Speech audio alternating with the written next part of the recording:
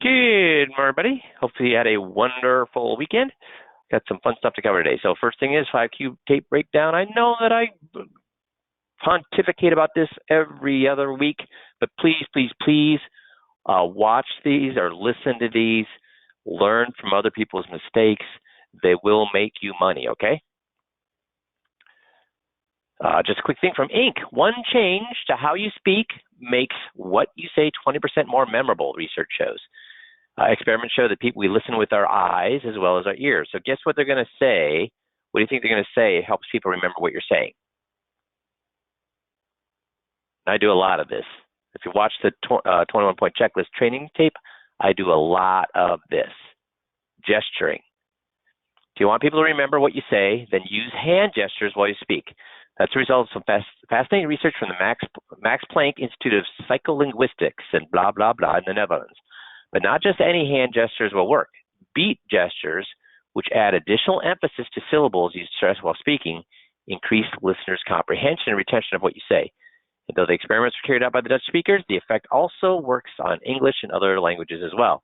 Researchers have identified 5 different types of gestures: dietic or diactic gestures, point or gesture to a real or implied person, thing, or direction. Do we use that?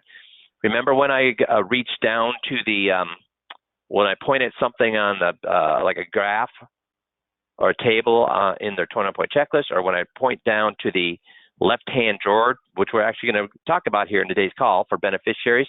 When I point at things, that's didactic.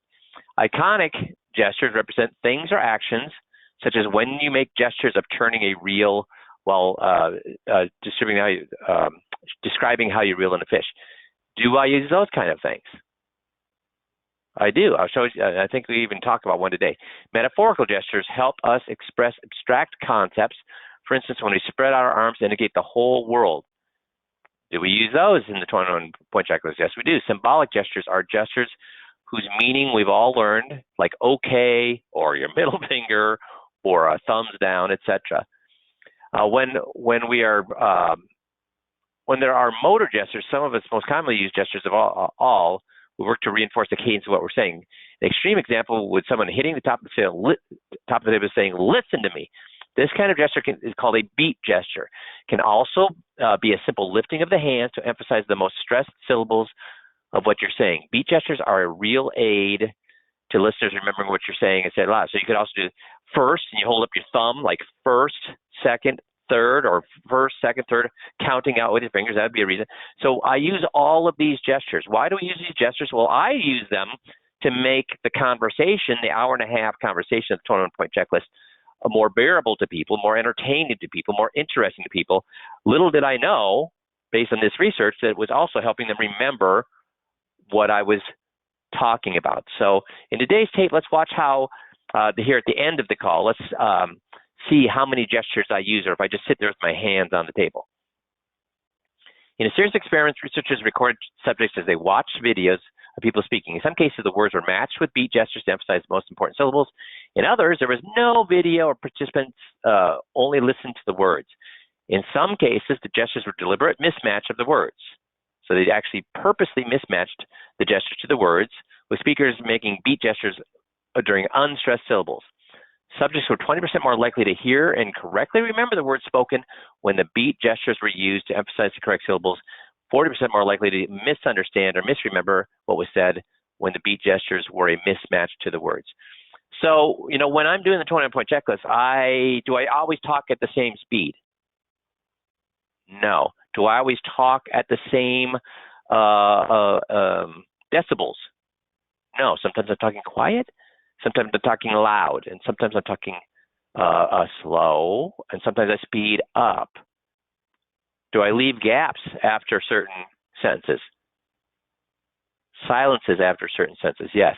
Do I use gestures? So that's where, on a scale of 1 to 10, for difficulty of closing people, if a bus load of seniors, retirees, pulled up to your door who have no intention whatsoever of moving their money to you, and you're going to do a 21-point checklist, well, 1 out of 10 is going to move their money to you. 1 out of 10 is going to move their mind to you. Even though they have no intention when they walked in to move their mind to you, they're going to move their mind to you because you're at the right place at the right time. They just moved to town. Their guy just retired. Their guy just died. Their husband just died. They're looking for a new advisor. So boom, you're it because you sound reasonable. That's 1 out of 10. The 10th most, 1 out of 10, the 10 would be the most difficult person, such as if their son is their advisor. So the better you get at not just the scripts. So if you just do the scripts, you probably go from getting 1 out of a 10 to 5 out of 10. Just by doing the scripts, 1 out of 10 to 5 out of 10. So guess what happens to your closing ratio? It goes up 4 or 5 times. Not 4 or 5%, 4 or 5 times, 400 or 500% when you know the scripts. Now, to get those final difficult people from 6 in difficulty to 10 in difficulty, it's these kind of things: gesturing, pregnant pauses, talking quiet sometimes. It's theatrics of what we do that gets them to be more engaged, and also doing GOTS is going to get them more engaged. So it's these kind of things that you can continually work at, okay? So what's next for the stock market? Here's what the Buffett indicator reveals. Does anybody know what the Buffett indicator is? Well, it measures the ratio of total stock market valuation to GDP. And guys, what's going to happen?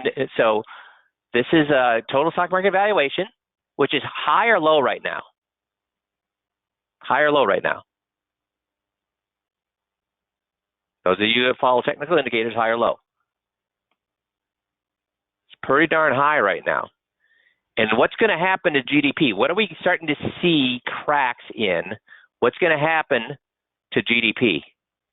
We don't know for sure what's likely to happen to GDP here in the near future. Yeah, Kevin says down. Why, Kevin? We're now starting to finally get indications of what? Everybody. So Kevin's right. It's the GDP is likely to go down because we're starting to see indications of what? A recession. Yeah. So what happens? That's right, Kevin. Good. So what happens to GDP when we have a recession? So whatever is happening to the Buffett indicator now with market valuation as compared to GDP, we have to keep that in mind as well. So Buffett wrote in Fortune magazine 2001 that the ratio of the U.S. stock market value divided by the gross domestic product was the best single measure of where valuations stand at any given moment. The ratio soon became known as the Buffett indicator. The article was written as the stock market was sinking as the dot-com bubble burst, and Buffett argued that the extremely high ratio of total U.S. stock market capitalization to GDP should have been a very strong warning signal that the downturn was on the way. So where do we stand right now? Well, as of March 29th, 2023, the U.S. stock market was valued at $42.5 trillion. GDP was at $26.13 trillion. But the Fed Reserve Bank and Atlanta provides a more up-to-date estimate of current quarterly GDP growth rate online using the latest estimate. It's instead of 26.13, it's at 26.35. Divided that by the 42.5 trillion gives us an indicator of 161. So do you think that's high or low? Do you think it's a warning that it's too high, the market is too overvalued right now, or undervalued? What do you think? Buffett wrote in 2001, when the ratio of total stock market capitalization of GDP falls to around 70% to 80%, buying stocks is a likely move, or a smart move. But he noted that when the ratio gets close to 200, buying stocks is like playing with fire. So are we closer to 80%, 70%, or are we closer to 200%? That's right, Bob. The Buffett indicator is closer to the danger zone than it is to the buy zone right now, at least based on Buffett's views. And we're saying what's likely to happen to this if we go into recession? It's going to get even what? What's going to happen to the Buffett indicator if GDP goes down? It's going to get even higher or worse, exactly. Make sense? So there are other indicators that seem to be signaling a new bull market as well. So it's not all doom and gloom. There are other indicators that seem to be signaling, hey, it's a new bull market. For example, I saw that we have a golden cross. So those are the technical, the followers of the technical markets and signals. We have a golden cross, and that has a very high accuracy of predicting a bull market. So we're getting lots of different indicators. Now, when I look at a technical chart as compared to Warren Buffett, where would I give most of my weighting? A technical chart, two lines, lines going up and down. Don't get me wrong. Don't get me wrong. There are some reasons that technical charts are accurate, but if I'm going to be leaning more towards a reasonable decision-making process, am I going to be looking more at market valuations compared to GDP or lines on a chart to give me my indications of what I should be doing? What do you think I should be? Neither one is 100% accurate. Which one should I be leaning at? GDP. That's real life. So every indicator has a drawback. Arguably, the main one for Buffett indicator is that it isn't very good at predicting short-term market moves, which means just because how long was the Buffett indicator overvalued in before the 2000 crash, dot bubble crash? It was overvalued 97, 98, 99, and 2000. So it was overvalued for almost 3 years. 3 years it was overvalued. I mean, that was warning a problem. Now it kept getting worse and worse and worse and worse. So it's just this indicator is saying we've got some problems right now. The market is way overvalued. We shouldn't be putting a ton of money into the market, but it does not predict it's going to go down tomorrow. I mean, it just says, you know what? Things are not held. The market is way overvalued right now. Don't be putting a ton of money into it. Now, rethinking I'm going to get it for so the reason I want to show this is that what is this telling us we should do? Pull all of our money out of the market? No, it's certainly saying we shouldn't be putting more money into the market right now, but it's certainly not saying we should pull money out of the market. What should we be doing? What should our clients have? Our retired clients? Is your job to make them as much money as possible, or is your job to make sure that the lifestyle they have now is the one they can maintain during retirement? Is your job, if they're driving a Cadillac now, is your job to make them enough money so they can now buy a Maserati next year, or they can drive a Cadillac for as long as they want? If your clients drive a Ford F-150 right now, is your job to finally have them buy a Bentley pickup or a Ford 150 next year? They're not looking to increase their lifestyle. They're not looking to sell their house and move to a bigger house. They want to make sure that what they have now, they can have tomorrow, that their lifestyle is not impinged upon. So our job is to make sure they're not losing money. So where should we have our clients' money? So we're going to actually talk about that today. We're going to talk about it within the context of the 4% rule. So Rethinking is from Financial Advisor magazine back last year, Rethinking the 4% rule. William Bengen came up with the 4% rule about 30 years ago. So he has been he's been talking a lot about this. Everybody's talking about this. How many financial advisors know about the 4% rule? Almost all of them. But you know what Bengen's saying now? He thinks the 4% rule should be a 4.7%. Does that sound reasonable?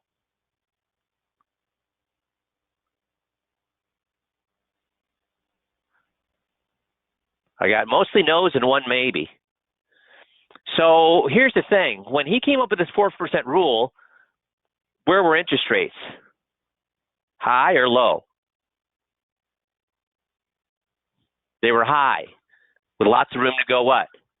Down. So did bonds perform well during the last 20 years, 25 years? The stock market, too, has done what? So do we think the stock market is going to perform in the next 10 years like it did in the last 20 years? Is there any expert out there that's saying that the stock market is going to perform the way in the next 10 years like it did the last 20 years? The last 20 years was what? It was one of those, when we look at the 100-year performance of the S&P 500 or the Dow Jones, there are times when the market takes a breath, and there are times when it races forward. But after it races forward, which it has for the last 20 years, or at least the last 15 years, when it races forward like that, what does it do for the next 5-6 years? It rests. So, you know what?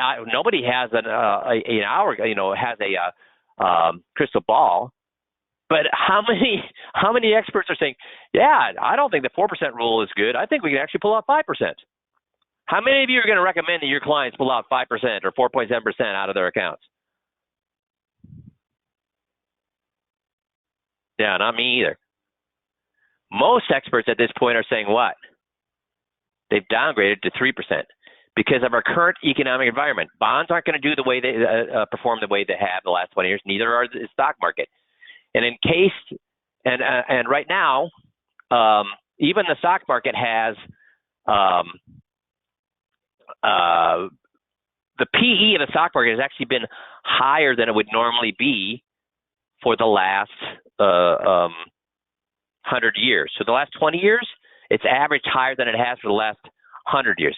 So what I'm saying is lately, the last couple of decades, the market has been able to support a higher PE. Now, does that mean it's going to be able to support a higher PE going forward? Well, they're saying if there is a reversion to mean, 3% is a much safer way to go about it. So the 4% rule presupposes factors that aren't applicable to today's environment, right?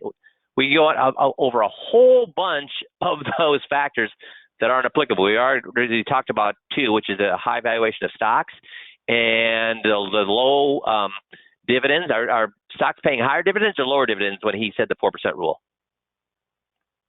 Higher dividends or lower dividends? A lot higher or a lot lower dividends than when he came up with the 4% rule? Yeah, dividends are a lot lower on stocks than they were when he came up with the 4% rule. People used to be able to live on their dividends.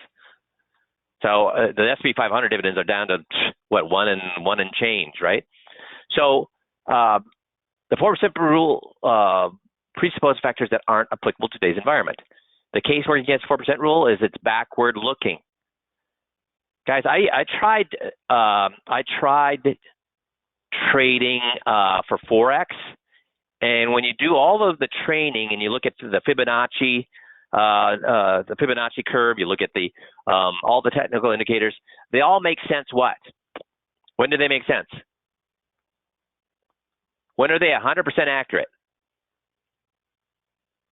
Yeah, when you look backwards, trying to figure out where you are in the Fibonacci sequence and when you're where you are with technical indicators live is totally different because they're not always correct. They're always correct when you look backwards. They're not always correct.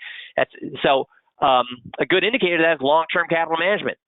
They look backwards, what, 100 years, beat the market for 100 years, soundly beat the market for 100 years, using backwards looking scenarios. And what happened within 3 or 4 years? It what? Got killed.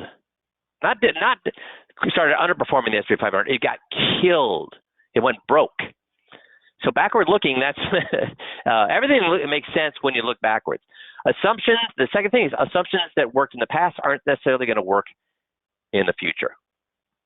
So the case against the 4% rule, it doesn't take into account unexpected expenses. So even if the 4% rule did make sense, it did work as well in going forward as it did in the back. When you start adding in unexpected expenses like healthcare, what can happen to the 4% rule when you start having to spend hundreds of thousands of dollars on healthcare, long-term care, etc.? When kids need help. When mom and dad need help. So, I mean, the 4% rule also doesn't work with unexpected expenses. But there are some people who I respect immensely who do believe Bengen, I think he was brilliant when he came up with it. I think it's a nice little thumb rule, right place, right time. At this point, he's not a guy that I put a lot of faith into, but I do put a lot of faith into this guy. And he still says that the 4% rule works. He and Wade Foe and Michael Kitces are in my opinion, thinkers that we should pay attention to when we talk about retirement and investing in today's world. So put simply, the sequence of returns challenge occurs when someone retires at the start of a bear market for stocks, in bonds, or about inflation. All three conditions prevailed in the 1960s. So this is a point that Kitces is making. Sequence of returns challenges occurs when some retirees at the start of a bear retire at the start of the bear market. So they retire, boom, their portfolio crashes. Stocks and bonds are about inflation. All three conditions, so stocks crashed, bonds crashed, and there was huge inflation, prevailed or occurred in the late 60s, which began an extended decade of high inflation, weak equity returns that ravaged Americans' wealth. But multiple studies show that the 4% rule still worked. Now, here's what Kitces says about this. And we have this in our FIA presentation. He and Vo have done a lot of research on this, and they looked at all the different scenarios of your chance of success, which means not running out of money. You may not have the same amount of money as when you started, but you will not run out of money. That's their definition of success based on today's stock market allocation. So, and that's at the end of a 30-year retirement. So if today's stock allocation, if you had zero money in stocks, after 30 years, what would be the likelihood you would run out of money?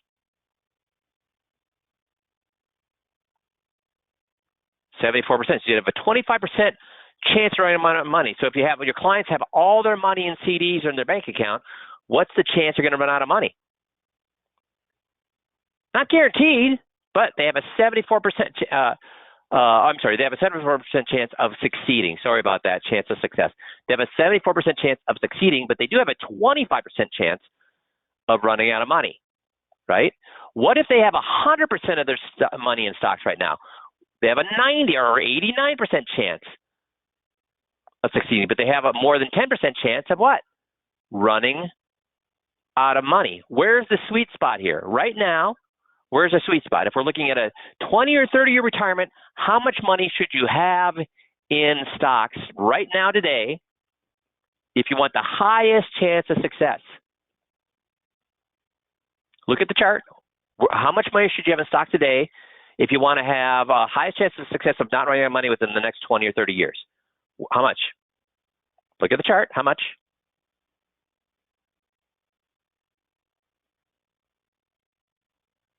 These are the highest numbers on the chart, right? So what are they saying? How much money should you have in stocks right now?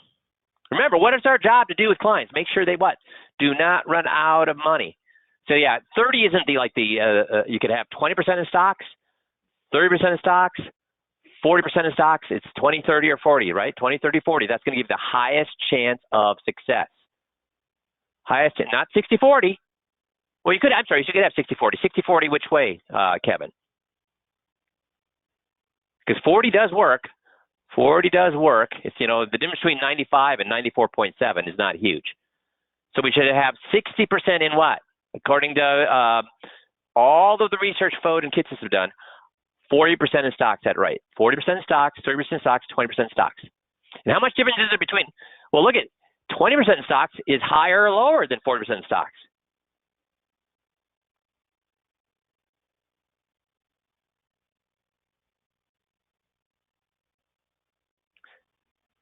Higher. So what this is talking about is you only have a 5% chance of running out of money here. So what he's saying is that start out with 20, 30, 40%, and then what? At the end of 30 years, then you should have 60% in stocks, 70% in stocks. Does that make sense? Yeah, you increase every year. So what we told you, and some of our biggest producers, again, followed my guidance 3 years ago, and they started telling their clients, we've had a good run here. Let's move all of our money, as much as we can possibly move of our equity money, into FIAs. And then what we're going to do is move 10% a year into the marketplace. How happy are those clients right now?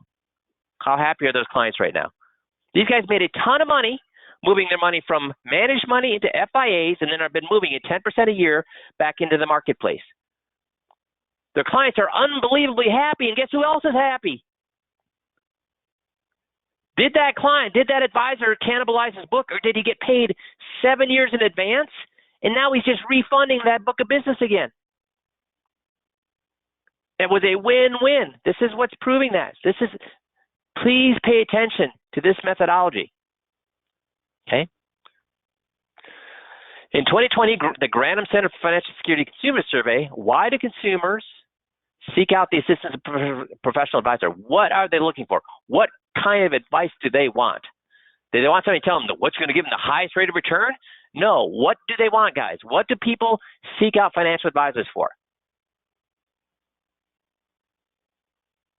Understanding how much I can safely spend in retirement. Is that beating out every other concern by a little bit or by a lot?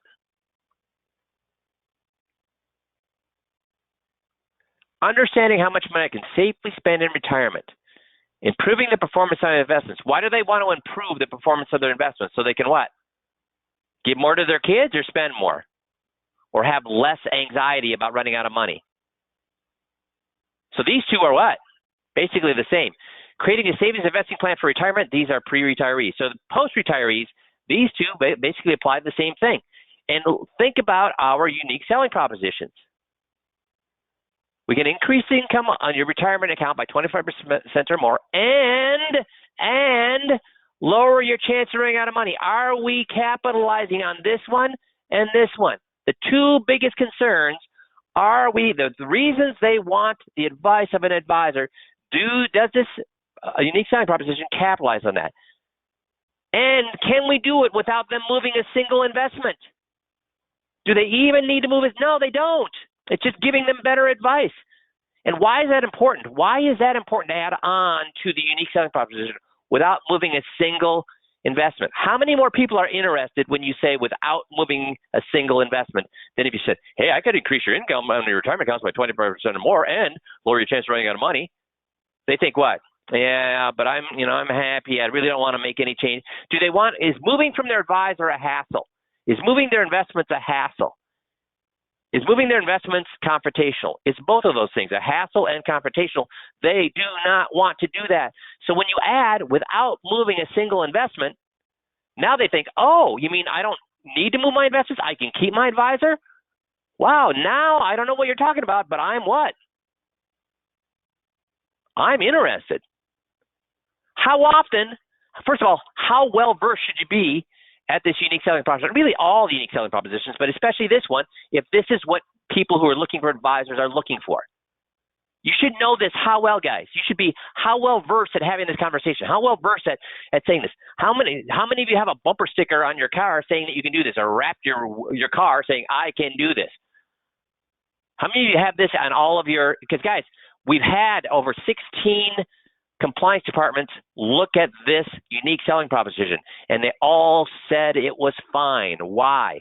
Why did 16 separate compliance departments look at this unique selling proposition and say, thumbs up, you can say that? Why did they okay it? Because it's what?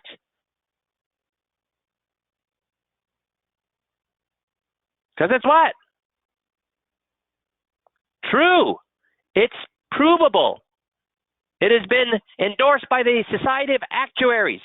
It has been endorsed by Think Advisor magazine. It has been validated by the Journal of Financial Service Professionals. It is true. So if it's what people want, right here, that's why they seek advisors. And you have something, how many of your competitors are saying this? See, unique selling proposition means it's something you can do. So first of all, can we do this? Can we do this? Yes. Okay. So unique selling proposition is something we can do and the clients want. Do clients want this? Do clients want this? Yes. And the third leg of a unique selling proposition is something your competitors don't know how to do, or at least not talking about. What percentage of your competitors are talking about this, guys? 0. And can we do it do we also have a calculator? This has nothing to do with the unique selling proposition, but I'm sorry. We can increase someone's income by 20% or more and lower the chance of running out of money. They do have to move their money if we use our sale. So we have two different ways to do it. We have the ATCM and we have the sale. Both are explained right here. Just click there on the website. If you don't know what I'm saying, click this, and then we have all the information on how we can do this, both with moving assets, which is the sale, and without moving assets. We have information on how to do both of those. So also consider, so first of all, guys, how well should you be versed in this unique selling proposition, both on how we can do it with moving assets and without moving assets? Because when you say you can do it and you're looking somebody in the eye, you have to be how confident that you can do that. For them to believe you, you have to be how confident you can do that. 1,000% confident. Make sense? Now, there's another thing to consider here, and this is where Bengen is saying you could go up to 4.7% withdrawal rate. Do spending patterns during retirement. do we spend, or do your retirees spend in the same way at the beginning, the middle, and the end of their retirement? No. When do they spend the most money? In theory, now this could go this is not 100% accurate, but when would they like to spend the most money? When do they have the wherewithal? Early, right, early, because then they're going to, oh, Siri's talking to me, thank you. Siri just chirped in on what I was saying. So people do their vacation, they start doing their bucket list early when they're healthy, when they're excited about retirement, when they want to do all those things that are on their bucket list. They do that in the early years, so they're going to spend more. Then what happens after they've really done what they want, and also they get kind of tired of the hassle of travel, the hassle of doing those things, they start to move a little bit slower, get a little bit more aches and pains, maybe there's health things. What happens to their spending? Goes down. Now, it may not necessarily go up in the end years, but it may, and why is that? For a lot of people it does, and why is that? Health, right, health costs. So this is where banking saying we could start out with a 4.7 and then knowing that what? You're going to spend less for a number of years, but then here's that what we talked about earlier was the unexpected cost can kill you again. There are ways to mitigate this, and we have ways to mitigate that, right? So we have riders and products that can help mitigate healthcare costs, especially like long-term care costs, etc. Yes, we do. So, but the bottom line is this. If this is what people want, we should be talking about what? The unique selling proposition that addresses that, and they want help with that. Now, what we found is that and what all of the information out there is that most advisors get it wrong. Most of the Society of Actuaries and the Journal of Financial Service Professionals said that any advisor even talks about the HECM method, what do? They do it the correct way or the complete backwards way. What is this? When the Society of Actuaries studied this in the Journal of Financial Services Professionals, and again, this is all on, you just click this, it'll describe these things. They do it backwards, Kevin, right? They do it backwards. So guys, this is your chance to really shine, giving people what they want. It's approved. How often does a fantastic, unique selling proposition get through compliance departments, guys? How often does a fantastic, unique selling proposition that all your clients want, that you know how to do, and your competitors can't do, get through compliance department? Rare. So you need to get great at this, okay? And you need to be doing what? Utilizing the technique of getting people safe early in their retirement and then gradually moving them back into equities if you want the highest chance of success, which is what they want. Okay, make sense? Any questions on that? Otherwise, we're going to go into our next venture into the 21-point checklist and the scripting. So today we're going to talk about beneficiaries. In these, again, can we have these bullets? Can we have these bullets right on the 21-point checklist? Our version of the 21-point checklist is we're talking to our clients. Yes, we can. And do they think you're unprepared or prepared if you have notes? They think you're prepared. So remember, the nice thing about learning the 20-point checklist is it a closed book or an open book test? Open book. Yeah, so there's no excuse for you not to get good at these things, okay? So let's go ahead and listen to how we do the, let me see here. I have to go find there we go. And we're going to do beneficiaries. Okay. 401k, your IRA and your 401k, that's right. Yeah. So if something would happen, 401k, your IRA, the first time it says it has to be done right, the what? Well, the second time around. The second time around, yeah. So the next thing we want to talk about is beneficiaries. Now, besides your house, what's your biggest account? Probably 401k. 401k, your IRA and your 401k, that's right. Yeah. So if something would happen to you, Jeff, who's the beneficiary in those accounts? Rochelle. And Rochelle's beneficiary is? I want you to pay attention to this, because one of the questions I get a lot is, well, Mike, but do you ask for their beneficiary forms? Guys, how many of your clients could even find the beneficiary forms on their 401k or their IRAs? If you ask them, can you find the beneficiary forms on your 401ks or IRAs, how many of them could even find those forms? I found that none of them could. So then where would you be if they couldn't find those? Would you ever be able to go through this process, or would the whole process be stuck in the mud? So I don't ever ask them for the beneficiary forms. Well, then how can I tell them that their beneficiaries are wrong? If I've never seen the beneficiary forms, how can I tell them they're wrong? Let's see how many people can get that right. How can I tell them that their beneficiary forms are wrong if I've never seen them? Because I never tell them they're wrong. So who does? They do. That's right. They tell me.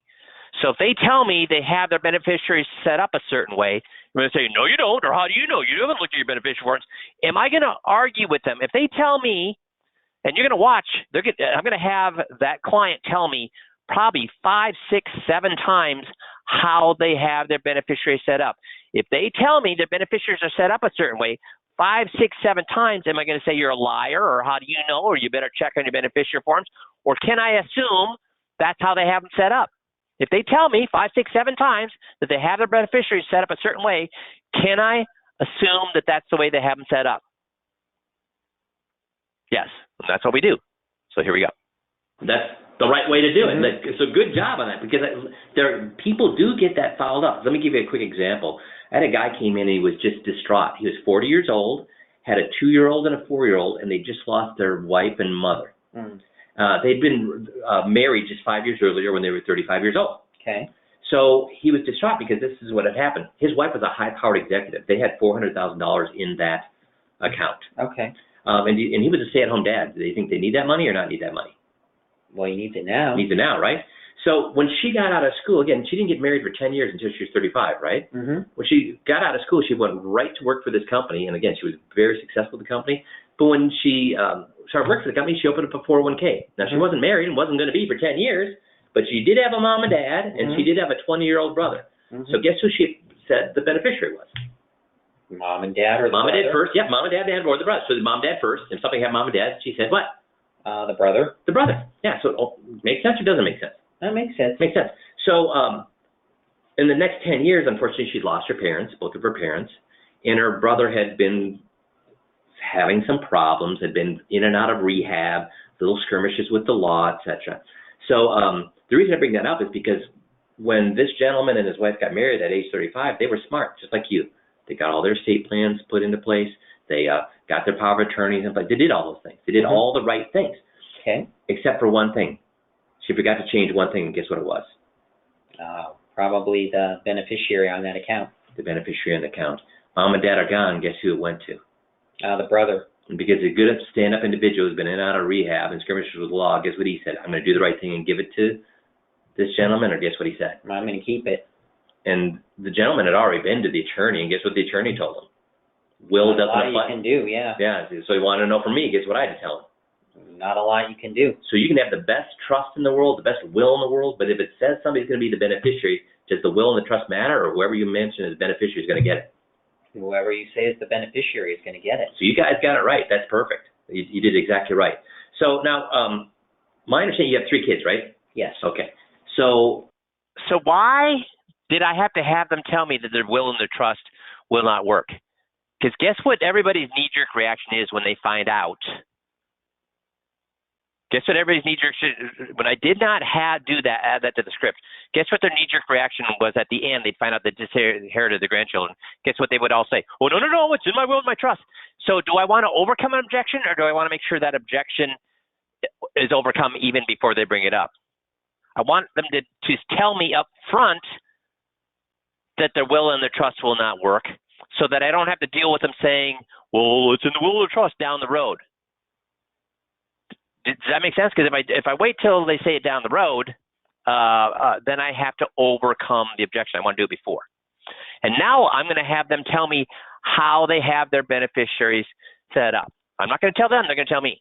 If something happens to you, Jeff, it goes to who? Rochelle. Let me get my writing utensil working here. Rochelle. Mm-hmm. And name of your first child? Jonah. Jonah. A.H. Uh-huh. And second child? Mark. Mark. And third? Stephanie. Stephanie. Mind if I say Steph? No, that's okay. fine. So the way I understand it then is if something happens to you, God forbid, it goes to who? Rochelle. And if something happens to Rochelle, it goes to 80% to Jonah, and then 10% to Mark, and 10% to Steph. Well, actually, we have it going equally. You have it going equally, right? Yeah. Because if you did it anything but equally, what would happen? Well, there'd be arguments. There'd be problems. So who told me how it was set up? Me tell them, or they tell me? They've told me once now. Watch how many times they're going to make them do this. I've asked 100 people this. How do you think? How many said yes? 80, 10, 10. What do they always say? They always say equally. So it goes to your spouse first, and then the children. What? Equally. Equally. And now, do any of your children have children? Okay. Now they told me that what? Again. So now he's told me it twice how it's set up. And now I'm going to tell them how that they love their grandkids. Here's the reason. I'm going to overcome the objection before it comes up. Because when I was creating the script, I found out people would say stupid things. Will people say stupid things rather than defend themselves with stupid arguments rather than look stupid? Will people argue stupid things just not to look stupid? It's weird. They'd rather so. People at the end, guess what they say when they find out they're disinheriting the grandchildren? Not always, but guess what some people would say when they find out they're disinheriting the grandchildren? Oh, I don't care. I only care about my kids. I don't really care about my. Dude, is that really the case? No, they just didn't want to look what? Stupid. So guess what I'm going to have them tell me before the fact that they love their grandkids? Because how many people, if you said, do you love your grandkids, would say they don't? What percentage of people? High or very, very, very, very, very, very low? Yeah, zero, exactly. So I'm going to have them tell me they love their grandparents. Or plan on having children? Yeah, actually, they all do. Oh, super. How many does Jonah have? He has 2. 2. And Mark? 1. And Steph? 2. 2. 2. So, and I'm just going to, guys, if I get cut off here, it seems that they're doing work in my yard on the cable system. So if I get cut off, we'll have to, it won't be for long, but I guess we'll have to either restart it or we'll cover this on our call after the script call after this. So if I get cut off, we're just going to call it a day, but I will pick it up with the script call after at the top of the hour, okay? Because I don't know what they're doing out there. If something happens to you, God forbid, it goes to Rochelle, then it goes to the kids again, what? Equally. And then if something, God forbid, happened to okay, number 3, they've told me how it's set up. Jonah, where would you want his share to go? To his kids. Yeah, his kids. Because how do you feel about your grandkids? We love them. Love them. I mean, I asked 100 grandparents what are they all going to say about their grandkids. Well, they love them. Some even tell me that they love them more than who? Well, than the kids. Than the kids. So everybody loves. If somebody said they didn't love their grandchildren, it'd be a little what? Yeah, it'd be a little strange. A little weird. So yeah, obviously everybody loves them. And again, if something happened to Jonah, you'd want it to go to who? His family, his kids. Kids, and they might need it more than anybody, right? Because Mm-hmm. if they lost a breadwinner, then might they need that money more? Oh, I'm sure they would. College? Oh, yeah. Cars? Yeah. Also, if you think about it, if it didn't go to them, could you really fix that? You're up in heaven, right? No, Can you fix it in heaven? No. No. So what might they think, Grandpa and Grandma think about them if they didn't get the share that was owed to them? They might think we didn't care. Yeah, it does. So that's perfect. So it goes to them. Now, if I have something and I want to divide it equally between 3 people, how much did each person get? A third. A third. How about a pie? I wanted to be a pie equally between. A third. And if I have money, it's going to be what? A third. A third, right? Mm-hmm. Now, what if I only have 2 people and they want to divide something to make sure each person gets it equally? How much would each get? Half. How about a pie? Half. Yeah, I mean anything divided between 2 people would be what? Half. Right. So God forbid something happened here and you had two children, how much would each one get? Half. And if one gets half, how much is left over? Nothing's left over. Who did we just disinherit? The grandkids. The grandkids. And was that done on purpose? No, actually, we didn't know that could happen. Now, it's going to be what? A third. A third, right? Mm-hmm. Now, what if I only have two people and they want to divide something by, make sure each person. So, guys, what I'm doing here, do you see how I'm using a third-party thing? Pies. Anybody going to argue that pies are divided by a third? Or a thing is provided, when it's divided by three people, is going to be a third. Money divided by three people is going to be a third. They're not going to argue with pi. They're not going to argue about a thing. They're not going to argue about money. And again, the reason I'm doing this is people would argue about their 401k or the IRA. But if they told me that pi divided equally, a thing divided equally, money divided equally is going to be a third to each, guess what? They cannot argue when it comes to the IRA, that it's not going to be a third each. That's why I do it 3 different times before I get to their particular account. So they cannot argue. Again, overcoming objection before it comes up. Person gets it equally, how much would each get? Half. How about a pie? Half. Yeah, I mean, anything divided between two people would be what? Half. Right. So God forbid something happened here and you had two children, how much would each one get? Half. And if one gets half, how much is left over? Nothing's left over. Who did we just disinherit? The grandkids. The grandkids. And was that done on purpose? No. Who said they disinherited the grandchildren, me or them? And boy, those of you who've done this, does the wife get pissed at this point? Most times she does. Actually, we didn't know that could happen. Now, just from talking to you guys, I think you've probably raised some great kids. Mm-hmm. Yeah. So obviously, are Mark and Steph going to want to? Again, I'm going to overcome an objection before it comes up. Many people say, I know. Well, I guess some disinherited kids, but you know what? I have good kids. They're going to go ahead and give it to they're going to make sure that kid is taken care of. That other child that their brother or sister's child or their niece or nephew will be taken care of. So they're going to come to the aid and say, well, this isn't a problem because it's going to be fixed by my other son and daughter giving that child who lost their parent money. So, and rather than overcome the objection, I'm going to overcome it before they bring it up. So I'm going to say, what about that scenario that your kids are great, so they're going to take care of their niece or nephew. We're going to talk about why that would be a stupid way to go about it. Make right for Jonah's kids. I think they would. We would hope that they would, right? Mm-hmm. Now, here's the thing. Guess how the IRS, when they step into this thing, said, hey, Mark and Steph are doing a good thing. Do you think they say that, or do you think they're going to give them a penalty for gift tax?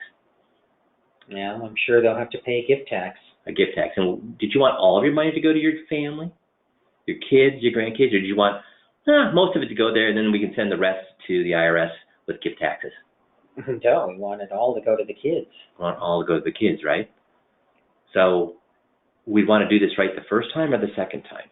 No, you'd want to get it right the first time. And what did we find out? Well, it's not right. It needs to be fixed. Yeah. And again, this is something we can help you with very simply. Okay. And this, unfortunately, is where a lot of guys will stop. Have we gotten what they needed? They found out that their beneficiaries are wrong. Have we got what we need here? He said, hey, I just inherited my grandchildren. Have we got what we needed here? Steve says no. Michael says no. You're right, we haven't. Because can they go back to their guy and say, fix this? Yes, the other guy can still fix this. So what is the purpose of a script? What is the purpose of every script? To get them to say what? Well, Bob, you say no, it was an advisor's mistake. Was that good enough? So that's a good answer, Bob, but is that good enough? Yes, Kevin, their guy is screwing them. Because you've seen it, guys. Have you pointed out mistakes that other advisors have made and the client said, hey, thanks a lot, went back to their advisor and said, you made these mistakes. And the advisor says what? Yes. I'll never make them in. Cross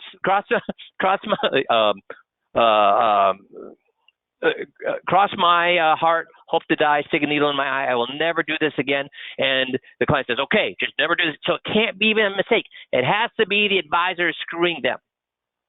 It costs you nothing. Okay. Fill out a form. Okay. And there's the hassle of making sure it all gets done correctly, but we'll have to take care of that. So we found out this is done right or wrong. Wrong. Wrong. So, we found a couple of things that maybe have been done incorrectly here with titling and beneficiaries, but there are things that your advisor has done very, very well. For example, he's got some things right here. So now I'm going to be balanced. I'm going to say, hey, you guys horrible. I'm going to say, yeah, he's done some things right. See how I'm going to give them a balanced appearance here? Hey, he's not a horrible guy. He's done some things right, because I want them to say their guy is screwing them, not me. So I'm going to look like I'm a very balanced person, saying he's not done everything he does is not wrong. He's done some things right here too. you look at your retirement account, is his name and address correct here? Yeah. That's right. And they also, remember I said about gestures. How many gestures am I using in this last 8 minutes? Very few or a lot? A lot. That's important to you, because if something happened to you, how quickly or how easily would you want your kids to be able to contact that person? Well, I want them to be able to contact him right away. So you want them to hide it, or do you want it to be upfront and easy to find? Easy to find. So is this correct? Yes. Yes. And now it would also be important to him.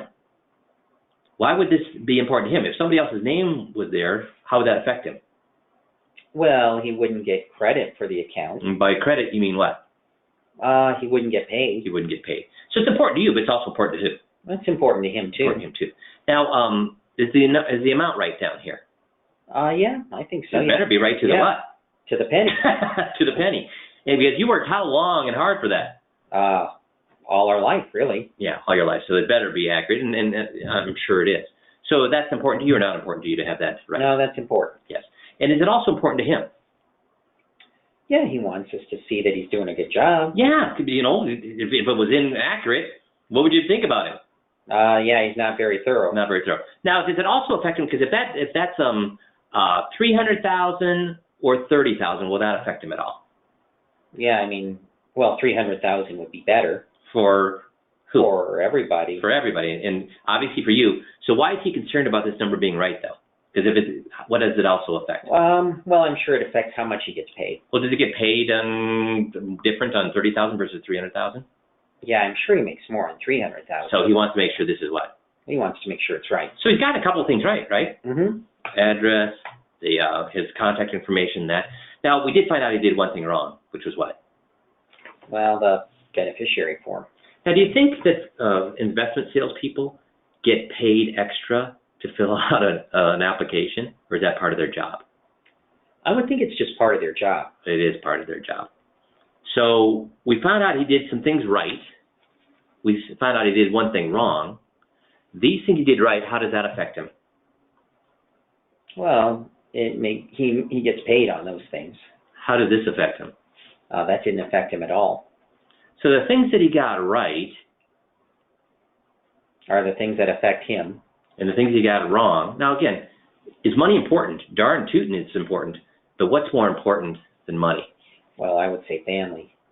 And what got wrong here? Family. Yeah. So why do you think this mistake might have happened?